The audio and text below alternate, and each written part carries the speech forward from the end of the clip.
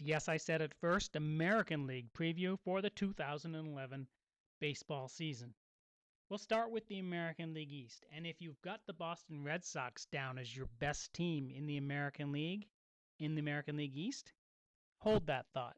They are the most improved team, and the addition of Carl Crawford and his speed can't hurt them.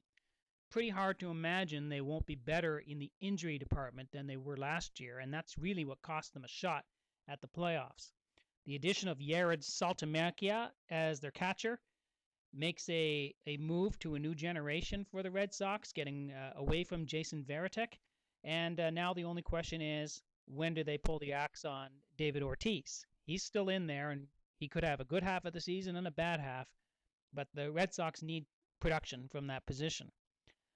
The additions, though, of those players are important, but probably the one that stands out to me as the most under the radar, but the most important for the Red Sox, is the addition of Bobby Jenks as a closer. That means Papelbon and Jenks, two A closers, are in their bullpen.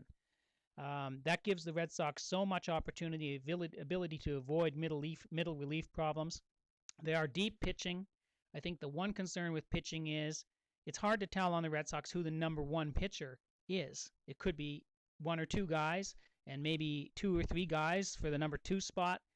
That's something that'll sort out over the season, and it will probably be important for them as they head to the playoffs. The addition in Tampa of Manny Ramirez and Johnny Damon will make up for what has lost to the Rays when they lost people like Carl Crawford.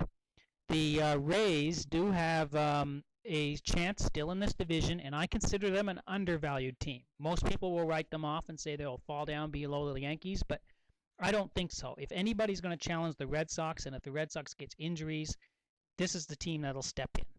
They still do have Evan Longoria. They still have good pitching. David Price, Shields, and Neiman.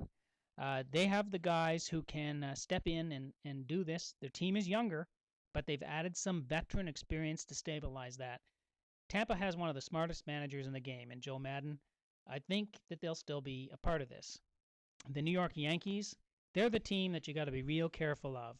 They're probably overvalued. Anyone that has them as winning the division is foolish with the questions they have.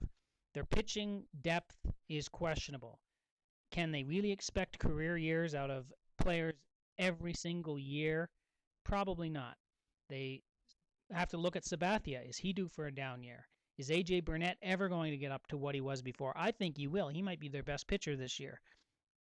Losing Andy Pettitte really changes the dynamics of this team, and you'll find out that in the bullpen they got to be concerned too, because Mariano Rivera is older and older. Andrew Jones comes over, but he might even be too old for this team. He's not even a starter on this team. Robinson Cano, their second baseman, is now one of their key hitters. And a couple of years ago, he was an afterthought in that lineup. And now he is there to produce runs. Really, to me, it looks like a big change in New York. And I'd be careful. They'll probably be looking over their shoulders at two teams, the Orioles and the Blue Jays, particularly with the Orioles and the additions that they've made. The addition of players such as Vladdy Guerrero, Derek Lee, Mark Reynolds, J.J. Hardy. They still got Roberts, Adam Jones, Matt Wieters, Luke Scott. That's probably the best hitting lineup in baseball now. And that'd be a concern if you're the Yankees, especially if your pitching might not be there. We do also look at them, of course, on the pitching part. Guthrie and Matus look like they're ready to deliver consistency on that team. But Duchscherer is probably the one who is coming over for the A's that is the wild card. If he can pitch like he did the year before last, this team is making some waves in pitching as well. One thing to keep in mind for the Orioles is all their contracts are short-term contracts for these guys. And that means that these veterans are here to win now under this manager. It'll be interesting to see what sort of a start that team gets. Toronto, quite honestly, two pitchers now, Ricky Romero and Brandon Morrow, and he's hurt. So I can see a slow start starting with the Blue Jays this year. The Blue Jays did a lot of home runs last year, a lot of hitting, a lot of power. This might be the year, though, that they don't get the breaks early in the year. They need them early and quickly to contend in the American League East. Over in the American League West, I've got a surprise team that I'm buying, the Oakland Athletics. The Oakland A's have a chance this year because their pitching has been pretty solid. All they need is a little more punch from the hitting department. Hideki Mitsuo, Todd Willingham come in. They were a 500 team last year. This is our surprise American League team. I'm picking the A's to win in the West. Texas Rangers, Adrian Beltre comes in to a powerful lineup with Josh Hamilton, Michael Young, Ian Kinsler, by far the second best hitting lineup in the American League. But the loss of Cliff Lee really makes a difference here.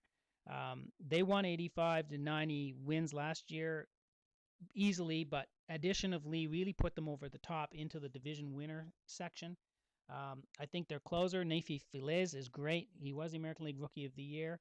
But this team probably slips back now and has to hope that their pitching is consistent to allow them to win another division title. They should be in the race for a wild card. The Angels, they've missed opportunities in the offseason, and this may make a big difference for them. They still have great pitching and impressive rotation with Weaver, Santana, and Pinheiro.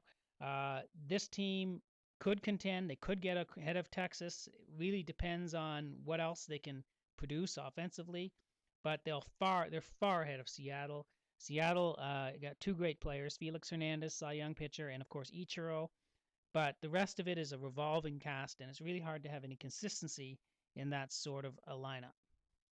And in the American League Central, the team that I'm not buying is the Minnesota Twins. Why not? Well, they've lost some guys. Brian Fuentes, Orlando Hudson, J.J. Hardy, they're all gone. There's going to be significant change in their middle infield, shortstop, and second base, a little weaker bullpen. It's going to be hard for them to get the 90 wins, and they had almost 95 last year. In this division, the American League Central, which is probably the hardest to tell, that's going to make a difference and probably take you out of the driver's seat. So what team am I buying? How about the Chicago White Sox? I love their lineup, and compared to the rest of the division, it's a good reason to buy this team. Juan Pierre adds speed at the top of the lineup. Then, of course, they have Adam Dunn now, Paul Konerko, Alex Rios in the middle of the lineup, and then down a little further, around 7th or 8th, Carlos Quinton, who's due for a bounce-back year. He's one of the most underrated hitters in the league. And this team, the Chicago White Sox, will win this division. If you look at the two hitters, Dunn and Konerko, they are in the top 5 in the statistic OBP, which is the on base plus slugging percentage. Some people call that OPS. And it's a statistic that's really important. It shows that they get on base consistency. They're going to produce offense. Chicago did have one of the best pitching staffs last year anyway in the last 2 years. It's pretty much the same guys, plus Jake Peavy, who came over last year, so that makes them even better. The rest of the division, I would be a little worried if I was a Detroit Tiger fan. I think they're worse than 500 now. They're weaker after their top 2 pitchers, Verlander and Scherzer. They don't really have much there. It's beginning to look like a team that's a lot of the parts have been misjointed, not refilled properly, and they do spend money. So somehow this happens. Maybe they got too aggressive too soon. Cleveland, I think, is closer to 500, and I'll pull them to get ahead of Detroit. I think they can overtake the Tigers. Grady Sizemore will matter in this lineup. This is a powerful lineup, one of the better hitting lineups in the league. And I think there's some opportunity here for Cleveland on that, but they have a no-name pitching roster. And you know how we can't be picking teams for great spots. They don't have some pitching. They may be better, but we'll find out. You can't get much worse when you have Kansas City in your division, and that's where they will stay. Kansas City will be in last. They're young again. This is the post-Zach Greinke era, and a whole cast of new players will be in, and we will see. That's our American League look.